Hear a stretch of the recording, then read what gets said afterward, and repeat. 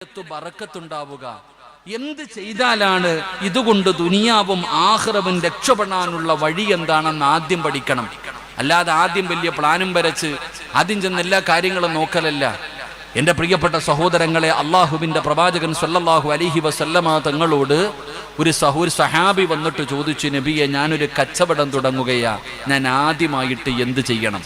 ഞാൻ പറയുന്ന ഈ കാര്യം ഈ സദസ്സിലിരിക്കണ ആരെങ്കിലും ചെയ്തിട്ടുണ്ടെങ്കിൽ അൽഹംദുലില്ലാ, ആ ചെയ്തുകിട്ട് നീ തുടങ്ങിയ ആ കാര്യത്തിൽ നിനക്ക് ബറക്കത്തുണ്ട്, ഇല്ലെങ്കിൽ അതിനകത്ത് ബറക്കത്തുണ്ടാകില്ല. അള്ളാഹു നമുക്ക് ഈമാൻ നൽകുമാറാകട്ടെ. എൻ്റെ പ്രിയപ്പെട്ട സഹോദരങ്ങളെ, പ്രവാചകൻ സല്ലല്ലാഹു അലൈഹി വസല്ലമ തങ്ങൾ ഞാനൊരു പുതിയ കച്ചവടം തുടങ്ങാൻ പോകുന്നു, എന്താണ് ചെയ്യേണ്ടത് എന്ന് ചോദിച്ച സഹാബിയോട് നബിതങ്ങൾ പറഞ്ഞു കൊടുത്തത്, നീ ആദ്യം പോയിട്ട് 2 റക്അത്ത് നിസ്കരിച്ചിട്ട് ദുആ ചെയ്യാനാ മഹാനായ നബിയിനാ റസൂലുള്ളാഹി സ്വല്ലല്ലാഹു അലൈഹി വസല്ലം. മുത്തുനബി ആദ്യം പറഞ്ഞു കൊടുത്തത്, നീ 2 റക്അത്ത് നിസ്കരിച്ചിട്ട് ഇസ്തിഖാറയുടെ നിസ്കാരം നിസ്കരിക്കാനാ പറഞ്ഞേ. അള്ളാഹുവിന്റെ മുന്നിലേക്ക് ഒരു 2 റക്അത്ത് നിസ്കരിച്ചിട്ട് നീ ആദ്യം ദുആ ചെയ്യ്. ഈ നിരന്നിരിക്കുന്ന ആണുങ്ങളും പെണ്ണുങ്ങളും വീടിന് കുറ്റിയടിക്കുന്നതിന് മുമ്പ് വീട് വെക്കാനുള്ള ആഗ്രഹം കടന്നു വന്നപ്പോ അള്ളാഹുവിന്റെ മുന്നിൽ 2 റക്അത്ത് നിസ്കരിച്ചിട്ട് ദുആ ചെയ്തിട്ടാണോ നീ തുടങ്ങിയത്? നീ ആലോചിക്ക്. കച്ചവടം നടത്തിയിട്ട് ലക്ഷങ്ങളുടെ കടം വന്നിട്ട് രക്ഷപ്പെടാതെ കഴിയുന്ന സഹോദര, നീ ആദ്യമായിട്ട് നീ ചിന്തിക്ക്, നീ ഇതിനു വേണ്ടി ഇറങ്ങുമ്പോൾ 2 റക്അത്ത് നിസ്കരിച്ചിട്ട് അള്ളാഹുവിനോട് ദുആ ചെയ്തിട്ടാണോ, സഹായം ചോദിച്ചിട്ടാണോ നീ ഇറങ്ങിയധികം ചിന്ത? ജോലിക്ക് പോകുമ്പോഴാകണം, ഏത് വിഷയത്തിലാണെങ്കിലും പെണ്ണ് കെട്ടിയിട്ട് കണ്ണുനീര് കുടിക്കുന്ന ആണിനോടും പെണ്ണിനോടും 2 റക്അത്ത് നിസ്കരിച്ച് അള്ളാഹുവിനോട് ദുആ ചെയ്തിട്ടാണോ നീ ഇറങ്ങിയത് ഇല്ലതിയും നിങ്ങളൊന്ന് ആലോചിച്ചു നോക്ക്. എന്റെ പ്രിയപ്പെട്ടവരെ, നാം പഠിക്കണമിത്. ഈ ചരിത്രത്തിൽ നിന്ന് നമ്മൾ പഠിക്കേണ്ട ഒന്നാമത്തെ കാര്യം, മഹാനായ മൂസാ നബി അലൈഹിസ്സലാം ഇട്ടിരിക്കുന്ന വസ്ത്രത്തോടെ ഒരു നാട്ടിൽ നിന്നൊരു നാട്ടിലേക്ക് നാടുകടക്കുകയാ. തന്റെ കയ്യിലൊന്നുമില്ല. ആ സമയത്താണ് മൂസാ നബി അലൈഹിസ്സലാം അല്ലാഹുവിനോട് ദുആ ചെയ്യുകയാ. മൂസാ നബി അലൈഹിസ്സലാം അല്ലാഹുവിനോട് പറയുന്നു, അസാ റബ്ബി അയ്യഹ്ദിയനി സവാഅ സബീൽ. അല്ലാഹുവിനോട് ദുആ ചെയ്യുകയാണ്. മൂസാ നബി അലൈഹിസ്സലാമിനറിയാ, പടച്ച റബ്ബ് ഒരിക്കലും കൈവിടില്ല, അല്ലാഹു സഹായിക്കുമെന്ന് മൂസാ നബി അലൈഹിസ്സലാമിന് നല്ലതുപോലെ അറിയാ. പടച്ചവനെ, നീ എന്നെ സഹായിക്കണേ അല്ലാ. അവിടുന്ന് പടച്ച റബ്ബിനോട് ദുആ ചെയ്യുകയാ. അതുകൊണ്ട് ഈ സദസ്സിലിരിക്കുന്ന എന്റെ പ്രിയപ്പെട്ട സഹോദരങ്ങളോട്, സഹോദരിമാരോട് ആദ്യമായിട്ട് പറയാനുള്ളത് എന്തെന്നറിയുമോ?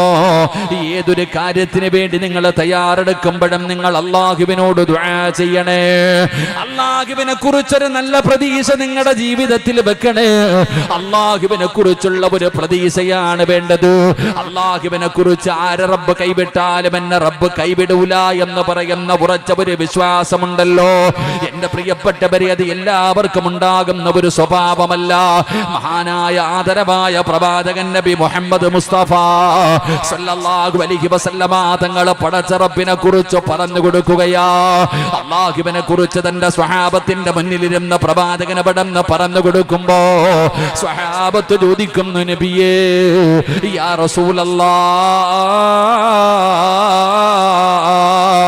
അല്ലാഹുവിന്റെ പ്രവാചകരെ, അല്ലാഹു ഇരിക്കുന്നത് എവിടെയാണ് നബിയേ? അല്ലാഹു ഇരിക്കുന്നത് എവിടെയാണ് നബിയേ? റസൂലുള്ളാഹി സ്വല്ലല്ലാഹു അലൈഹി വസല്ലമ തങ്ങളോട് സഹാബത്ത് ചോദിക്കുമ്പോ അല്ലാഹുവിന്റെ പ്രവാചകൻ പറഞ്ഞു കൊടുത്തു, അല്ലാഹു ഇരിക്കുന്നത് അർശിലാ. ഉടനെ സഹാബത്ത് ചോദിക്കുന്നു, അയിന അർശുല്ലാഹ്, അല്ലാഹുവിന്റെ അർശിരിക്കുന്നത് എവിടെയാണ് നബിയേ? ആ സമയത്താണ് പ്രവാചകൻ പറഞ്ഞു കൊടുക്കുന്ന പടച്ച റബ്ബിന്റെ അർശിരിക്കുന്നത് എവിടെയെന്നറിയുമോ? ഖൽബുൽ മുഅ്മിനി അർശുല്ലാഹ്. ഒരു യഥാർത്ഥ സത്യവിശ്വാസിയുടെ ഹൃദയത്തിലാണ് പടച്ച റബ്ബിന്റെ അർശിരിക്കുന്നതെന്ന് അല്ലാഹുവിന്റെ പ്രവാചകനെ പടന്ന് പറഞ്ഞു കൊടുക്കുമ്പോ സ്വഹാബത്ത് അല്ലാഹുവിന്റെ റസൂലിന്റെ കരയുകയാ. പ്രവാചകനെ പടന്ന് ചോദിച്ചു, എന്തിനാ സ്വഹാബ നിങ്ങൾ കരയുന്നത്? എന്തിനാ എന്തിനാണ് സഹാബ നിങ്ങൾ കരയുന്നത്? അല്ലാഹുവിന്റെ പ്രവാചകൻ അവിടെ നിന്ന് ചോദിക്കുമ്പോ സ്വഹാബത്ത് പറയുന്നു, നബിയേ, അല്ലാഹുവിന്റെ അർശ് ഞങ്ങളുടെ ഹൃദയത്തിലുണ്ടോ എന്ന് ഞങ്ങൾക്കറിയില്ലല്ലോ. അല്ലാഹുവിന്റെ അർശ് ഹൃദയത്തിലുണ്ടോ എന്ന് ഞങ്ങൾക്കറിയില്ലല്ലോ. അറിയാമല്ല അടയാളവുമുണ്ടോ നബിയേ? അല്ലാഹുവിന്റെ അർശ് ഞങ്ങളുടെ ഹൃദയത്തിലുണ്ടോ എന്ന് അറിയാൻ വല്ല അടയാളവുമുണ്ടോ എന്ന് മുത്തുനബിയോട് സഹാബത്ത് ചോദിക്കുമ്പോ അല്ലാഹുവിന്റെ പ്രവാചകൻ പറഞ്ഞു കൊടുത്തു, അല്ലാഹുവിന്റെ അർശ് ഹൃദയത്തിലുള്ള അടിമകൾക്ക് ചില അടയാളമുണ്ട്. ആ അടയാളങ്ങളിൽ പെട്ട ഒന്നാമത്തെ അടയാളം എന്തെന്നറിയുമോ? ആരെങ്കിലും അല്ലാഹുവിനെ കുറിച്ച് നല്ല വിചാരം വെച്ചാ അവന്റെ ഹൃദയത്തിൽ അല്ലാഹുവിന്റെ അർശുണ്ടെന്ന് മുത്തുനബി അവിടെന്ന് പറയുമ്പോ അല്ലാഹുവിനെ കുറിച്ചുള്ള ഒരു നല്ല ഭാവന ആര് കൈവിട്ടാലും എന്റെ റബ്ബെന്നെ കൈവിടൂല. ആരൊക്കെ സഹായിച്ചില്ലെങ്കിലും പടച്ച റബ്ബെന്നെ സഹായിക്കുമല്ലോ. അങ്ങനെ ഒരു വിശ്വാസമാണ് നമുക്ക് വേണ്ടത്. അങ്ങനെ ഒരു വിശ്വാസമാണ് മൂസാ നബി അലൈഹിസ്സലാമിനുണ്ടായിരുന്നത്. അങ്ങനെ ഒരു വിശ്വാസമാണ് മഹാനായ ഖലീലുല്ലാഹി ഇബ്രാഹിം നബി അലൈഹിസ്സലാമിനുണ്ടായിരുന്നത്. നമ്രൂദ് എന്ന് പറയുന്ന ഭരണാധികാരി പടച്ചവനെ അതാ വലിയ ഒരു തീക്കുണ്ടാരമുണ്ടാക്കിയിട്ട് ഇബ്രാഹിം നബി അലൈഹിസ്സലാമിനെ തീക്കുണ്ടാരത്തിലേക്ക് വലിച്ചെറിയാ തീരുമാനിക്കുകയാ. ആ തീക്കുണ്ടാരത്തെ കുറിച്ച് ചരിത്രം പറയുന്നത് ആകാശത്തിലൂടെ പറന്നു പോകുന്ന പറവകൾ പോലും കരിഞ്ഞു പോകുന്ന രീതിയിൽ ഭയാനകമായ ഒരു തീക്കുണ്ടാരമുണ്ടാക്കി ഇബ്രാഹിം നബി അലൈഹിസ്സലാമിനെ അടുത്തു കൊണ്ടുപോയി തീക്കുണ്ടാരത്തിലേക്ക് വലിച്ചെറിയാൻ കഴിയാത്തത് കാരണം അമ്പും വില്ലും തയ്യാറാക്കി ഉയരമുള്ള സ്ഥലത്ത് കയറ്റി നിർത്തിയിട്ട് ഇബ്രാഹിം നബി അതിനകത്തേക്ക് എഴുതി വിടാറ്. പടച്ചവനെ ഉയരമുള്ള സ്ഥലത്ത് ഇങ്ങനെ കയറ്റി നിർത്തിയിരിക്കുകയാണ്. അതാ ശത്രുക്കൾ അതിലേക്ക് എഴുതി വിടുന്നതിന് വേണ്ടി തയ്യാറെടുക്കുമ്പോ അതാ വരുന്ന മുഖറബുൽ അംലാക്ക് മലക്ക് ജിബ്രീൽ അലൈഹിസ്സലാം ഇറങ്ങി വരികയാണ്. ഇബ്രാഹിം നബിയുടെ ചാരത്ത് വന്നിട്ട് ചോദിക്കുന്നു, നബിയേ, അങ്ങയെ സഹായിക്കട്ടെ നബിയേ, ഈ തീക്കുണ്ടാരം അണച്ചു കളയട്ടെ നബിയേ, അങ്ങയെ രക്ഷപ്പെടുത്തട്ടെ നബിയേ. ഇബ്രാഹിം നബി അലൈഹിസ്സലാം പറഞ്ഞു കൊടുത്ത മറുപടി എന്തെന്നറിയുമോ? ജിബ്രീലേ, എനിക്ക് നിന്റെ സഹായം വേണ്ട, എനിക്ക് നിന്റെ സഹായം വേണ്ട. എന്നെ പടച്ച റബ്ബിനറിയാ എന്നെ രക്ഷപ്പെടുത്താൻ, അല്ലാഹുവിനറിയാ എന്നെ രക്ഷപ്പെടുത്താൻ. ഹസ്ബുനല്ലാഹു നിഅമൽ വകീൽ നിഅമൽ മൗലാ വ നിഅമൻ നസീർ. ഇബ്രാഹിം നബി അലൈഹിസ്സലാം അവിടെ നിന്നുകൊണ്ട് പറയുന്ന ഹസ്ബുനല്ലാഹ്, എനിക്ക് അല്ലാഹ് മതിയെന്ന മഹാനായ ഇബ്രാഹിം നബി അലൈഹിസ്സലാം അവിടെ നിന്ന് ജിബ്രീൽ എന്ന് പറയുന്ന മലക്കിനോട് പറഞ്ഞു കൊടുക്കുമ്പോ, എന്റെ പ്രിയപ്പെട്ടവരെ, നമ്രൂദ് എന്ന് പറയുന്ന ക്രൂരനായ ഭരണാധികാരിയുടെ തീക്കുണ്ടാരത്തിലേക്ക് 40 ദിവസത്തോളം ഉല്ലാസത്തിന് പോയിട്ട് ശരീരത്തിലെ ഒരു രോമം പോലും കരിയാതെ ആ തീക്കുണ്ടാരത്തിനകത്ത് നിന്ന് ഇബ്രാഹിം നബി തിരിച്ചു വന്ന ചരിത്രം അല്ലാഹുവിന്റെ ഖുർആൻ വെറുതെ പറയുന്നതല്ല, അത് പഠിക്കാനാ ചെറുപ്പക്കാരാ. എന്റെ പ്രിയപ്പെട്ട പെങ്ങളെ, ആദ്യം ഉറക്കേണ്ടത് നിന്റെ വിശ്വാസമാണ്, ആദ്യം ഉറക്കേണ്ടത് നിന്റെ ഈമാനാണ്. പടച്ചവനെ, ആ വിശ്വാസം നമുക്ക് നഷ്ടപ്പെട്ടു പോയി. അതുകൊണ്ടാണ് പടച്ച റബ്ബിന്റെ സഹായം നമുക്ക് നഷ്ടപ്പെട്ടു പോകുന്നത്. അതുകൊണ്ട് പ്രതീക്ഷയാണ് വേണ്ടത്. അല്ലാഹു ഒരിക്കലും നമ്മളെ കൈവിടൂല, അല്ലാഹു ഒരിക്കലും നമ്മളെ കൈവിടൂല. ജീവിതത്തിൽ ദുഃഖങ്ങളും ദുരിതങ്ങളും വേദനകളും പ്രയാസങ്ങളും പ്രതിസന്ധികളും ഇത് അല്ലാഹു നിന്നെ പരീക്ഷിക്കുന്നതിന് വേണ്ടി തരുന്നതാ. അല്ലാഹു നിന്റെ ഈമാൻ അളക്കുന്നതാണ്, നിന്റെ വിശ്വാസത്തെ പടച്ചവൻ അടുക്കുന്നതാണ്, നിനക്ക് സ്വർഗം തരുന്നതിന് വേണ്ടിയാ. അല്ലാതെ വിവാഹം കഴിഞ്ഞു 15 കൊല്ലമായിട്ടും അല്ലാഹു നിനക്ക് മക്കളെ തരാത്തത് നിന്നോട് കോപമുള്ളത് കൊണ്ടല്ല, നിന്നെ വെറുപ്പുള്ളത് കൊണ്ടല്ല. ഉസ്താദേ, സ്വന്തമായിട്ട് എനിക്കൊരു വീടില്ലല്ലോ, ഏത് കച്ചവടം ചെയ്താൽ തകർന്നു പോവുകയാണല്ലോ. ഞാൻ ദുഷ്കരിക്കുന്നവനാട്, നോമ്പ് പിടിക്കുന്നവനാട്, സദഖ കൊടുക്കുന്നവനാട്, എല്ലാ നന്മകൾക്കും മുൻപന്തിയിൽ നിൽക്കുന്നവനാണ്. എന്നിട്ടും അല്ലാഹു എനിക്ക് ക്യാൻസർ തന്നല്ലോ, എനിക്ക് ട്യൂമർ തന്നല്ലോ, ഞാൻ കിടന്ന കിടപ്പിൽ കിടന്നു മലമൂത്ര വിസർജനം നടത്തുന്ന അവസ്ഥയിലേക്ക് വന്നല്ലോ. അള്ളാഹുവിൻ എന്നെ വെറുപ്പാടെന്ന് പറയില്ലേ? പടച്ചവന് നിന്നെ വല്ലാത്ത ഇഷ്ടമുള്ളത് കൊണ്ടാ. അള്ളാഹു സ്നേഹിച്ചാൽ എങ്ങനെയാണ്? അള്ളാഹു സ്നേഹിച്ചാൽ എങ്ങനെയാ? അള്ളാഹുവിനൊരു മനുഷ്യനെ ഇഷ്ടപ്പെട്ട് കഴിഞ്ഞ അള്ളാഹു വലിയ പരീക്ഷണങ്ങൾ കൊടുക്കുമെന്ന് അള്ളാഹുവിന്റെ പരിശുദ്ധമായ ഖുർആൻ പറയുകയാ. അള്ളാഹുവിന്റെ വിശുദ്ധമായ ഖുർആനിലൂടെ അള്ളാഹു തന്നെ പറയുന്നുണ്ട്, വലനബുലുവന്നകും ബിശൈഇൻ മിനൽ ഖൗഫി വൽ ജൂഇ വനഖസിൻ മിനൽ അംവാൽ വൽ അൻഫുസി വസ്സമറാത്ത് വബശ്ശിരി സ്വാബിരീൻ الذين إذا أصابتهم مصيبة قالوا إنا لله وإنا إليه راجعون. അല്ലാഹുവിന്റെ വിശുദ്ധമായ ഖുർആൻ അവിടെന്ന് പറയുമ്പോ അള്ളാഹു പരീക്ഷിക്കുമെന്ന് പറഞ്ഞല്ലോ. ഭയം കൊടുത്ത് പരീക്ഷിക്കുകയാണ്, സാമ്പത്തിക നഷ്ടം കൊടുക്കുകയാണ്, രോഗങ്ങൾ കൊടുക്കുകയാണ്, മരണങ്ങൾ കൊടുക്കുകയാണ്. ഇതുപോലെ പടച്ച റബ്ബ് പരീക്ഷിക്കുമെന്ന് അള്ളാഹുവിന്റെ വിശുദ്ധമായ ഖുർആനിലൂടെ അള്ളാഹു സുബ്ഹാനഹു വ തആല എന്നോടും നിങ്ങളോടും പറഞ്ഞു തരുമ്പോ എന്റെ പ്രിയപ്പെട്ടവരോട് പറയുന്ന, ഒരിക്കലും നിങ്ങൾ പതറരുത്, ഒരിക്കലും നിങ്ങൾ തളരരുത്. എത്ര വലിയ പ്രയാസം വന്നാലും ഇല്ലാ യളമൽ ജസാ മഅ യളമൽ ബലാ.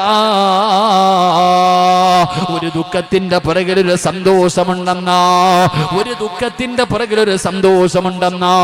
അതുകൊണ്ട് ഈമാനാണ് ഉറക്കേണ്ടത്. ഈമാൻ ഉറയ്ക്കാനുള്ള വഴി എന്തെന്നറിയുമോ? ജീവിതത്തിൽ താങ്ങാൻ കഴിയാത്ത വേദനകളും പ്രയാസങ്ങളും പ്രതിസന്ധികളും ഈ ഉണ്ടല്ലോ. ഇന്ന് രാവിലെ പത്രമെടുത്ത് നോക്കിയപ്പോ എന്റെ വീടിന്റെ പരിസരത്താണ് ഒരു കുടുംബത്തിലെ 5 പേര് ആത്മഹത്യ ചെയ്തത്. പടച്ചവനെ, മുസ്ലിം സമുദായത്തിൽ ആത്മഹത്യ വല്ലാതെ വർദ്ധിച്ചു കൊണ്ടിരിക്കുന്ന ഒരു കാലഘട്ടമാ. നേരത്തെ മുസ്ലിം സമുദായത്തിൽ ആത്മഹത്യയില്ലായിരുന്നു. ഈ അടുത്ത കാലമായിട്ട് നമ്മുടെ സമുദായത്തിൽ ആത്മഹത്യ വല്ലാതെ വർദ്ധിക്കുകയാണ്. ജീവിതത്തിൽ രോഗം വരുമ്പോ, തീരുവതാ രോഗങ്ങൾ വരുമ്പോ പിടിച്ചു നിൽക്കാൻ കഴിയാതെ ആത്മഹത്യ ചെയ്യുന്നവര്, കടങ്ങൾ വരുമ്പോ, കച്ചവടം നഷ്ടത്തിലാകുമ്പോ, അഭിമാനത്തിന് ക്ഷതം വരുമ്പോ, എന്റെ പ്രിയപ്പെട്ടവരെ, മരിക്കാൻ തോന്നുന്ന സമയത്ത് എന്തു ചെയ്യണമെന്നറിയുമോ? ഈ പറയുന്ന ദിക്ർ നിങ്ങൾക്കൊരു 3 പ്രാവശ്യം പറയാൻ കഴിയുമോ? ജീവിതത്തിൽ എത്ര വലിയ പ്രയാസമാകട്ടെ, പടച്ചവനെ, ജീവിതം അവസാനിപ്പിക്കണം, എനിക്കും മരിക്കണം പടച്ചവര് എന്ന് തോന്നുന്ന ഒരു സമയം വരുമ്പോ എന്തു ചെയ്യണമെന്നറിയുമോ? ഹസ്ബുനല്ലാഹു നിഅമൽ വകീൽ നിഅമൽ മൗലാ വനിഅമൻ നസീർ. ഈ പറയുന്ന ദിക്ർ 3 പ്രാവശ്യം പറഞ്ഞാ മതി. ഹസ്ബുനല്ലാഹു നിഅമൽ വകീൽ നിഅമൽ മൗലാ വനിഅമൻ നസീർ. ഈ പറയുന്ന ദിക്ർ സമാധാനത്തോടെ 1 മിനിറ്റ് നീയൊന്ന് മിണ്ടാതെ ഇരുന്ന് അല്ലാഹുവേ മനസമാധാനത്തോടെ 3 പ്രാവശ്യം ഇത് പറഞ്ഞാ പടച്ചവനെ, നിനക്ക് മനസമാധാനം വരികയാണ്, നിന്റെ മനസ്സിനൊരു സമാധാനം കിട്ടുകയാ. ഇത് ഞാൻ പറഞ്ഞു തന്നതല്ല, അല്ലാഹുവിന്റെ പ്രവാചകൻ നബി മുഹമ്മദ് മുസ്തഫ സല്ലല്ലാഹു അലൈഹി വസല്ലമ തങ്ങളുടെ പ്രിയപ്പെട്ട ഭാര്യയായ ആയിഷ ബീബി റളിയല്ലാഹു തആല അൻഹാ. ആയിഷ ബീബിയുടെ ചരിത്രം അറിയുമല്ലോ. അല്ലാഹുവിന്റെ പ്രവാചകന്റെ പ്രിയപ്പെട്ട ഭാര്യയായ ആയിഷ ബീബി റളിയല്ലാഹു തആല അൻഹയെ കുറിച്ച് മഹാനായ സൗബാ റളിയല്ലാഹു തആല അൻഹു അല്ലാഹുവിന്റെ പ്രവാചകന്റെ ഭാര്യയായ ആയിഷ ബീബിയെ കുറിച്ചും ബദരീങ്ങളിൽപ്പെട്ട സ്വഹാബിയാണ് സൗബാർ.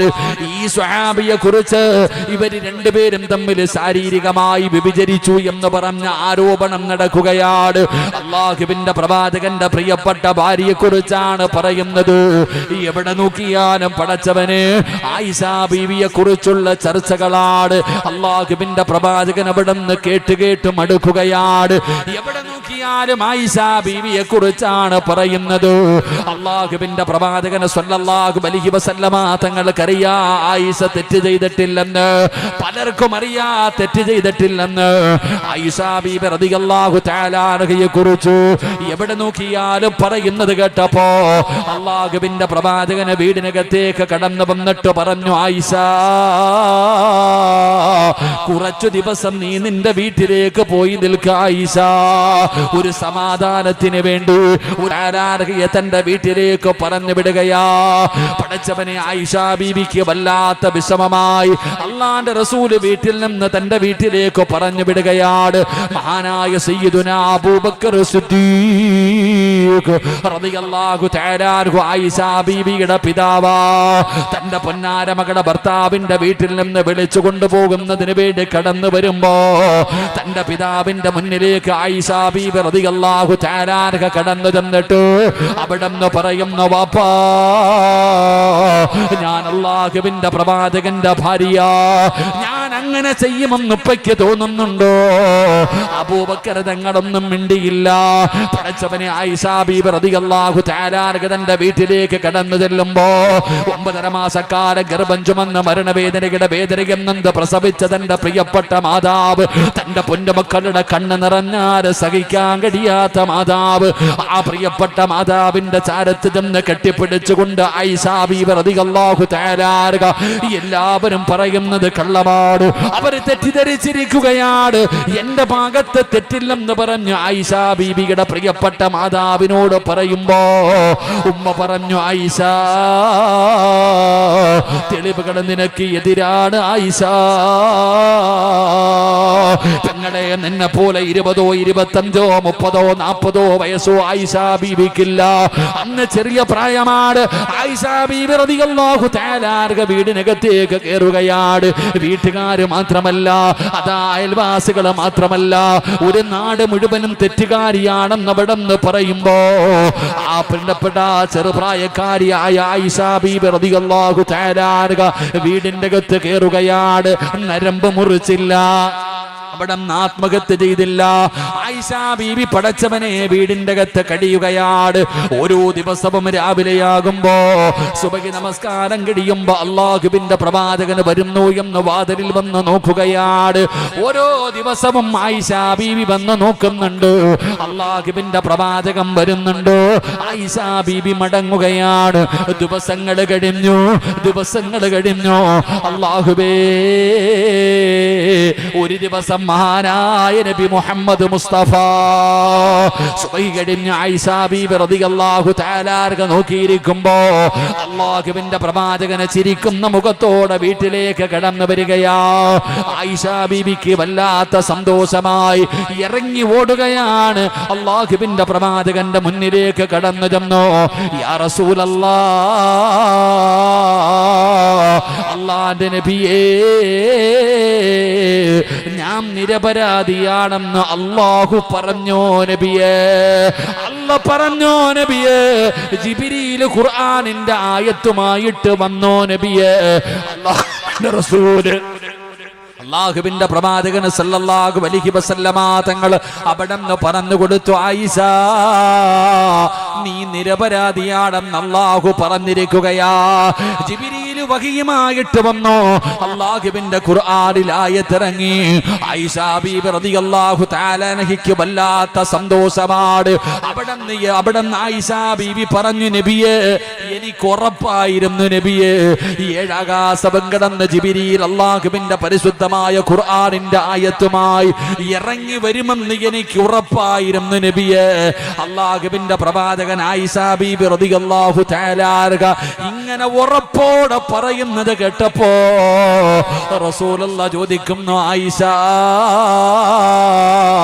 ഇത്രയും ദിവസം നീ എങ്ങനെയാ ജീവിച്ചിരുന്നത്? ഇത്രയും ദിവസം നീ എങ്ങനെയാണ് നിന്റെ മനസ്സിനെ പിടിച്ചിടർത്തിയിരുന്നത്? ആയിഷ, ഖുർആനിന്റെ ആയത്തുമായി ജിബ്രീൽ വരുമെന്ന് ഇത്ര ഉറപ്പോടെ പറയുന്നത് എന്തേ ആയിഷ? അല്ലാഹുവിന്റെ പ്രവാചകൻ സല്ലല്ലാഹു അലൈഹി വസല്ലമ തങ്ങളോട് ആയിഷ ബീബി റളിയല്ലാഹു തആല അൻഹ പറഞ്ഞു, നബിയേ, ജിബ്രീൽ വരുമെന്ന് എനിക്ക് ഉറപ്പായിരുന്നു. അള്ളാഹു എന്നെ സഹായിക്കുമെന്ന് എനിക്ക് ഉറപ്പായിരുന്നു. എങ്ങനെയാ ആയിഷ നീ ഇത്രയും ദിവസം പിടിച്ചു നിന്നത്?